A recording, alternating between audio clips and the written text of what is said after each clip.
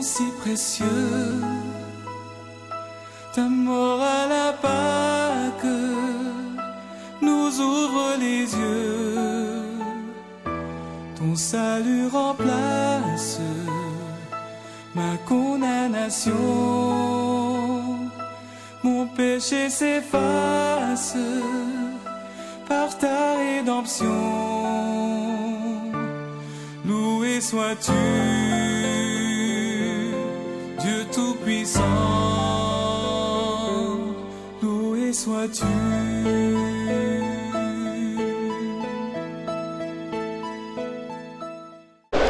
Je me nomme pasteur Pierre Essoyao, du temple de la Restauration Promise en Côte d'Ivoire. L'église est située à Agamé, au 220 logements. Nous sommes face à l'école primaire publique Jean de la Fosse. C'est ici que Dieu, dans sa grâce, dans sa miséricorde, nous a donné donc ce site et nous sommes donc installés. Bien sûr, nous vivons un âge prophétique, un âge qui nous retourne pleinement à la foi primitive des apôtres. C'est cela, la restauration, c'est le retour, vous voyez, à la chose originelle, c'est-à-dire la chose elle-même, parce que au commencement était la parole, et cette parole a été faite chair et manifestée aux apôtres, voilà, au travers de la personne de Jésus-Christ. Et les apôtres ont donc eu l'agrément de Dieu, vous voyez, lors de la descente du Saint-Esprit sur la terre. Et c'est cette foi-là que Dieu a agréé. Leur doctrine, c'est cette doctrine, la doctrine des apôtres, que Dieu a agréé. Il a été dit que sans contredire, le mystère de la piété est grand. Dieu a été manifesté en chair. Justifié par l'Esprit, vu des anges, prêché aux nations, cru dans le monde, élevé dans la gloire. Et Dieu manifesté en chair, ça, ce n'est pas les credos qui nous font dire plus loin la Trinité, une sorte de Trinité. Mais c'est Dieu lui-même, Emmanuel, qui est venu se manifester en chair. Et donc, c'est le retour à la foi primitive. Cette foi qui a été transmise une fois pour toutes aux saints. Depuis du temps d'Abraham. Abraham n'a adoré qu'un seul Dieu. Voilà. Et il n'y a pas, vous voyez, deux ou trois ou quatre dieux. Non, non, non. Mais un seul Dieu. Et c'est la personne de Jésus-Christ. C'est-à-dire le Yahvé de l'Ancien Testament et le Jésus du Nouveau Testament. C'est la plus grande révélation de toute l'Écriture. Et à partir de là, d'autres mystères et d'autres révélations ont suivi. Nous attendons, le peuple élu attend le retour de son Seigneur. Et dans Malachie chapitre 4, le verset 5 à 6, il a été question de l'envoi de l'esprit d'Élie à nouveau dans notre âge. Il a dit, voici je vous enverrai Élie mon prophète, avant que le jour de l'Éternel n'arrive, ce jour grand et redoutable. Il ramènera vos cœurs à la fin, parce que c'est la première portion concernait Jean-Baptiste, la deuxième portion voilà, concernait donc notre Élie. Il ramène la foi, il ramène à la foi primitive les cœurs des enfants de cette génération. Alors ça, avant que le jour de l'Éternel n'arrive, ce jour grand et redoutable. C'est-à-dire, ce monde va passer par des spasmes, des douleurs, de la tribulation. Voilà, mais avant que la tribulation s'installe, l'Antichrist s'installe par le moyen d'un homme et d'une église apostate. Voilà, qui ventile des credos et des dogmes partout. Voilà, qui est sorti du chemin. Le diable va s'emparer de cette église apostate pour soumettre tous les royaumes de la terre à lui. Mais avant que l'Antichrist, vous voyez, ne sévisse, parce que c'est ce qu'on appelle le temps de la tribulation, l'épouse s'attend à l'enlèvement dans le ciel.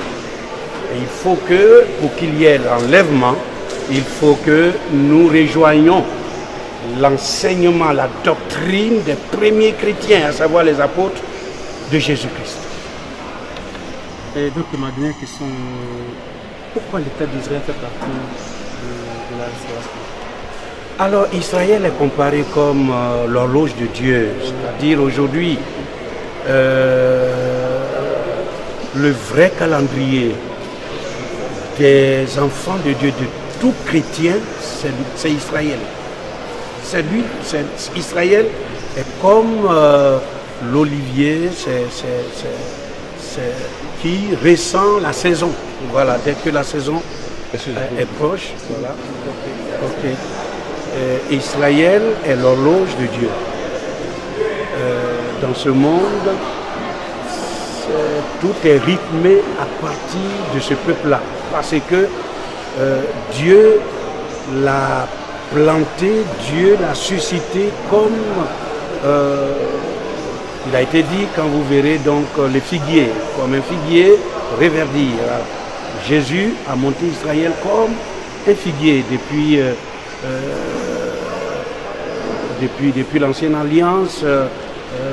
Il a été toujours indiqué, voilà, dans Ésaïe, les 5 premiers chapitres, Israël comme étant un olivier, voilà. C'est un arbre qui ressent la saison. Voilà. Donc, nous voyons aujourd'hui que Israël, retournant dans sa patrie, il y a justement 70 ans maintenant, et la promulgation de la nation, de l'État-nation d'Israël évoque vraiment pour nous quelque chose de décisif. Voilà. C'est-à-dire que nous, à cause de leur incrédulité, pour avoir rejeté le Messie, Dieu les a aveuglés intentionnellement. Et pour permettre aux païens que nous sommes d'être greffés sur Christ, qui est le cep, qui est le pied de la vraie vigne. Voilà. Et nous devons nous dépêcher de finir notre âge, de finir notre temps, notre période, voilà, de visitation, afin que Israël soit greffé à nouveau sur sa racine nourricière. Voilà. Parce que c'est d'Israël que sont venus les lois, les prophètes, voilà, l'adoption et tout. Jésus l'a dit, le salut vient des Juifs. Voilà.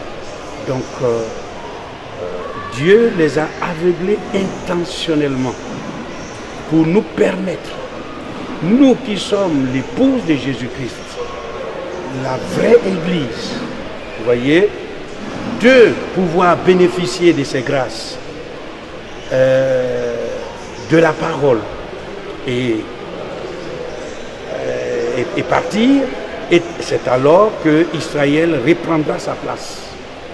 Voilà, donc c'est pourquoi nous savons que les temps sont comptés maintenant. Pour nous, les gentils, c'est-à-dire les païens, qui avons eu la grâce de recevoir l'œuvre de la rédemption de Jésus-Christ. Merci beaucoup. Merci.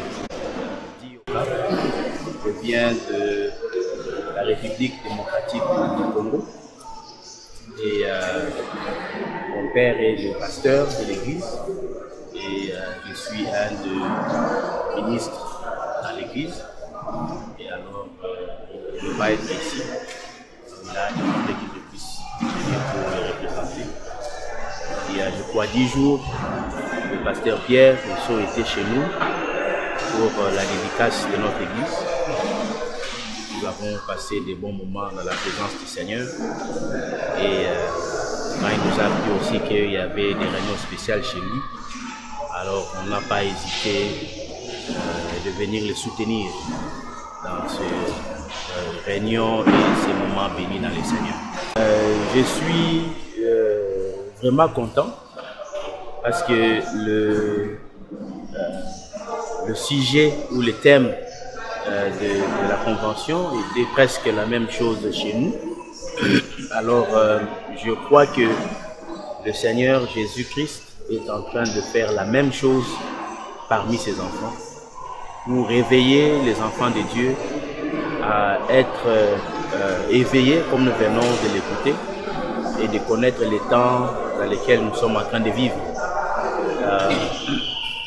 Les temps sont graves et les enfants de Dieu doivent se réveiller, et des réunions comme celle-ci nous aident à vraiment nous tenir debout et à nous préparer pour le combat qui est devant nous.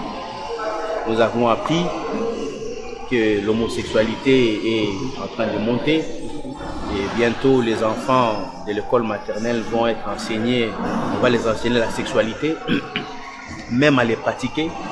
Alors on ne peut pas s'asseoir et dire que bon, Dieu va nous aider. Non, Dieu nous a déjà aidés, il nous a donné la parole. Et ce genre de réunion, c'est pour nous réveiller, pour nous dire, comme Jacques pouvait le dire, combattons pour la foi qui nous a été transmise. Alors quand je vois nos papas, le pasteur Pierre, je peux voir nos grands-pères qui sont ici, son père qui est parmi nous à 108 ans, tenir ferme dans la parole de Dieu, ça nous donne à nous les jeunes aussi l'espoir et le courage de combattre comme eux ont combattu. Et je crois qu'avec la grâce de Dieu, nous avons la victoire. Merci. Merci. Baoya, je viens du Cameroun, je vis à Yaoundé. Je suis ici à l'invitation de mon ami et frère, le révérend Pierre Essoyao, dans votre très beau pays, n'est-ce pas, la Côte d'Ivoire, pour laquelle nous souhaitons tout le bonheur possible. Voilà ce qui m'amène ici. Jusqu'à présent, c'est la cohésion, c'est l'unité de l'esprit dans les apports qui sont donnés, qui convergent vers le même but, le même objectif, n'est-ce pas, la même communication, mais vue de différents angles. Voilà ce que je peux dire, ce qui m'a marqué. Et puis, bien sûr, la chaleur, la présence de l'Esprit Saint dans l'Assemblée. Selon le psaume 133 qui dit « Oh, voici qu'il est agréable, qu'il est doux pour les frères de demeurer ensemble ». Et à la fin, le psaume dit « C'est là que Dieu envoie la bénédiction et la vie pour l'éternité ». C'est ce qu'on constate, c'est ça qui nous réjouit, qui nous réchauffe le cœur. Merci. Présentez-vous s'il vous plaît. Je m'appelle Mwambo Lambert Robinson. Je viens du Cameroun. Je suis de la partie anglophone du Cameroun, mais j'œuvre dans les deux parties dont j'œuvre tantôt en français et en anglais. Votre réaction par rapport à cette convention? Ma relation? Votre réaction? C'est sans commentaire.